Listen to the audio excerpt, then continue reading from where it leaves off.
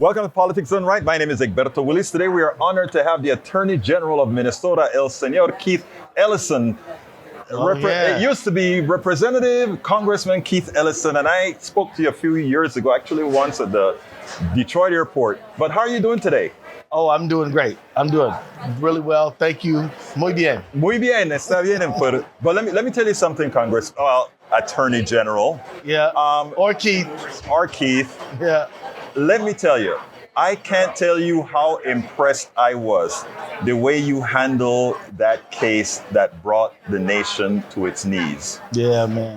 And let me tell you, first of all, nobody expected Keith Ellison to do the job that he did. And I can tell you something else. Singularly, there's a lot that could have happened that the way in which you handled that case prevented it from happening. Your thoughts? Well, you know, I that's why I wrote this book, Break the Wheel, right. Ending the Cycle of Police Violence, because what I do at every juncture, every point of critical decision making is to talk about how it could have gone a lot of different ways. Right. A lot of the credit does not go to me or even my team. It goes to the young people on the scene when George Floyd was murdered, who had the alertness of mind to stop and photograph what happened. That was essential. Right. But then, within a very few short hours, the Minneapolis Police Department sent out a document saying that an inebriated man died of a medical emergency. Right. So then people looked at their report, compared it to the video, and that really began to spark outrage. By 1 o'clock in the morning, by like 1:46 in the morning, Darnella Frazier, 17-year-old kid, posts this, and then that is what really shocked the world. Within 24 hours, about 2.5 million people had seen that video, and then people were on the streets. They were marching. They were pushing the envelope. They were demanding change, and then that mass movement is what prompted the county attorney to, hey, my brother, good to see you. The county attorney to ask me to join him on the case, and then 2 days later, the governor appointed me to lead the case. So that was that. But things could have gone another direction. You know, like look at Breonna Taylor, which happened a few months before. Very little public attention, very little public discussion. And they were ready to just route that out to oblivion, like they do so many cases. Well, I think you're being a bit too humble here when you talk about this. Not what the case, somebody could have made that case a lot more different, as we know elsewhere. So, I mean, no, I see people destroy cases. But I mean, I see prosecutors ruin cases a lot. That's what I'm talking about. And they don't call the right witnesses. They don't call any witnesses. They take it to the grand jury. And then the grand jury is secret. And then the grand jury says, oh, there's no bill of indictment.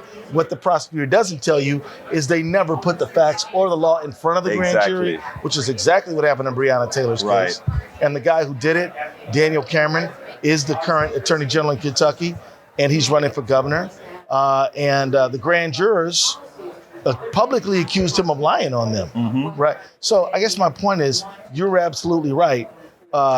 Doing these cases, there are a lot of discretionary decisions that happen along the way where you can just basically dump the case. Right. And you can look like you're doing something, but really be operating against justice. And that is what was impressive.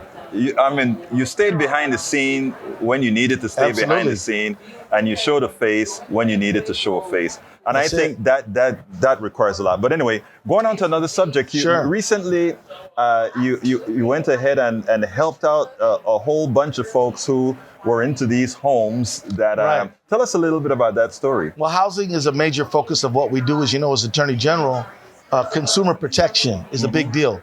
Now, who is a tenant is a consumer of housing services. And we had a lot of people in this very tight housing market, which is all over the country. We had a lot of people who were living in squalid conditions, and these landlords that we were dealing with basically took the attitude that, well, if you leave us, you're not going to find any better place, so we don't have to do a good job taking care of your place. Well, we had another thing coming. We sued them. We make tenants and housing a central part of the work that we do, and we insist on enforcing the landlord-tenant laws. And so we sued a guy named Stephen Meldal recently, and nailed him for literally millions. Mm-hmm. We also were suing a group called Havenbrook Homes or Progress Homes now. They're owned by a hedge fund called Pretium, and they have been taking advantage of consumers, not refunding,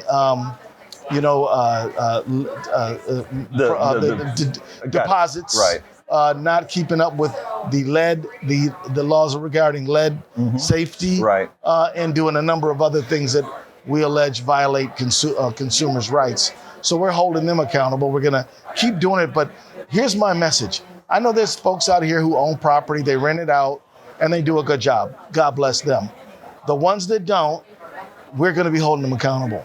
We're not going to allow families to be in squalid conditions as you rake in rents, and that's just. And this problem is part of a larger problem. Mm-hmm. And the larger problem is that after 2008, there was a lot of property on the market. Yes.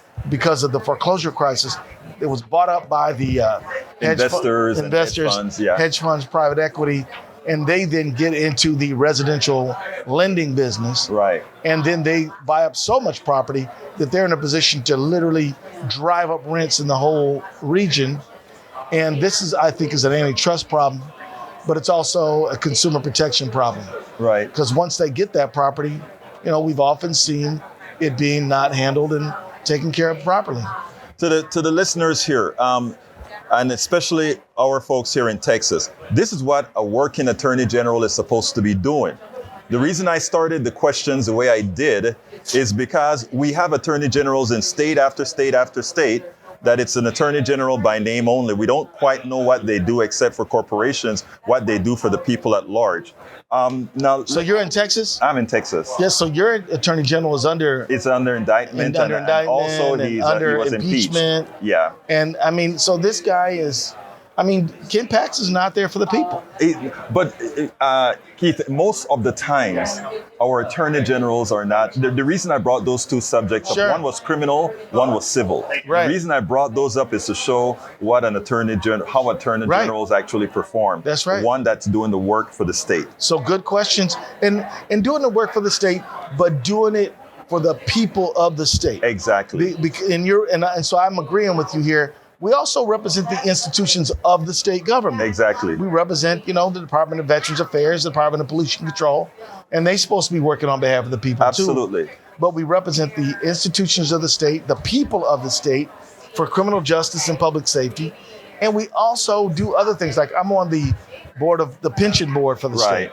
I'm on the pardon board for the state. Right. And things like that. So that's when you and I met when I was in Congress. Right. I left because even though Congress is really important and I was honored to serve there, I thought I could do more for my neighbors at the Attorney General And that's job. what you did. That's what I did. That's what you did. Now, interestingly, today on the phone, I'm talking to different entities, and I try to put that out there that we are responsible for electing people, not for rhetoric, right, but for what they're going to go out there and do. Acción. Acción, lo que estamos buscando la acción. And that's Por what supuesto. There you go. Oh, I'm going to start calling you mi Latino favorito, man. Go ahead. Mi español necesito mucho ayuda. But you know what is great, Keith? What? I bet every single one of your Latino constituents, the mere fact that you can say that, you're like, oh, él es mi hombre. Yeah. But mi hombres. Yeah. Mi nombre es Keith. But look, let's before we go, I know you may have your time, but I wanna hit on politics now. We talk about reality now. Yeah. Politics. What does politics have?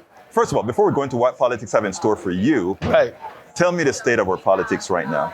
Well, we're living in an era of minority rule. Right. We're in a democratic society that is dominated by a group of people who have views that are hostile and adverse to the overwhelming majority. Right. Give you an example. Most people want background checks on guns, 90%, and yet the powerful elite types control and say no. Most people want health care for all. The powerful elites say no. Most of people want competitive markets. They want to be able to open up a small farm, open up a small business, and be able to get into it. Markets are concentrated by the big, and they say no. So we live in an era of minority rule. You know, most people think that a woman can make her own decisions about reproduction. But you know what? Whether you think it's sin or not, it's her choice. Exactly. But they say no, it's the government choice. But then they want small government, and they want small government for them. Non-intrusive, right? Well, see, here's what they want. They want socialism for themselves. Right. Public money going to the big dogs. Exactly. You know, Elon Musk will take all the public money he can get. And so will Donald Trump. So will all the rest of them. But they want rugged individualism for everybody else. Exactly. So that's how they operate. That's how they see the world. They see themselves as entitled. They see everybody else. They believe that more money for them is good public policy.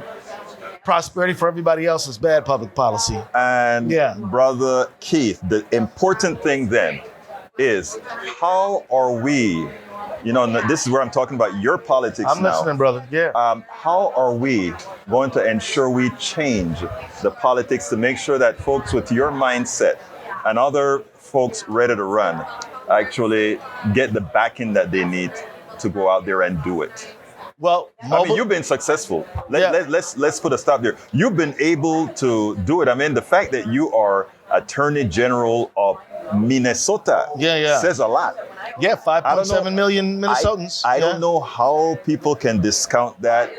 We've been winning. Discounted. Exactly. It has not been easy. I know it hasn't, but again, what's great is when you perform, people have a tendency to reward performance if you remind Nosotros ganamos. Nosotros ganamos, exactly right. So tell me, what can you tell to these other politicians that need to understand that they don't have to conform, that they can actually take the position that you take as long as people know they're being helped? Be authentic. Stay in close contact with the people. Listen to people. Right. And if you do those things, the people will fund your campaign. Right. The people will knock the doors. If you are faithful to the people will support you. And if you lose because you did the right thing, then fine. Then so what? Go on to the next thing. But there's a damn good chance you'd win. There's a damn good chance you're going to win. In fact, your chances of winning are better the more you align yourself with the will of the people. Yeah. But I just want to say this. Many politicians go into office and they'll do anything to win. But if you do anything to win, then maybe if the big money rich guy says, I'm going to fund your campaign, and you think, oh, that's how I'm going to win, then you water down what Miss McGillicuddy told you, with what Miss Garcia told you. And now all of a sudden, you're not operating on behalf of the people. There you go. So you just stick close to the people. You're probably going to win if you do what the people want. If you don't, then that's an honorable loss, and you go do something else. Keith Ellison. My brother. Good closer. Thank you so kindly. Mi hermano. Thank you so kindly for being ¿De dónde a part. eres? ¿De dónde Yo soy de Panamá. Panamá. Sí, pero soy americano, naturalizado. Me gusta Panamá. Okay, está bien. All right, man. Hey, thank you, my brother.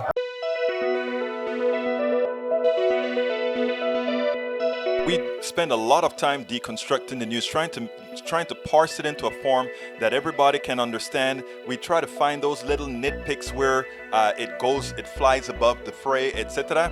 If you really like these videos that we do, I want to ask a big favor. Please go ahead, number 1, subscribe to our channel, and number 2, please join if you can. Thank you so kindly for watching. Keep watching. Please remember to share.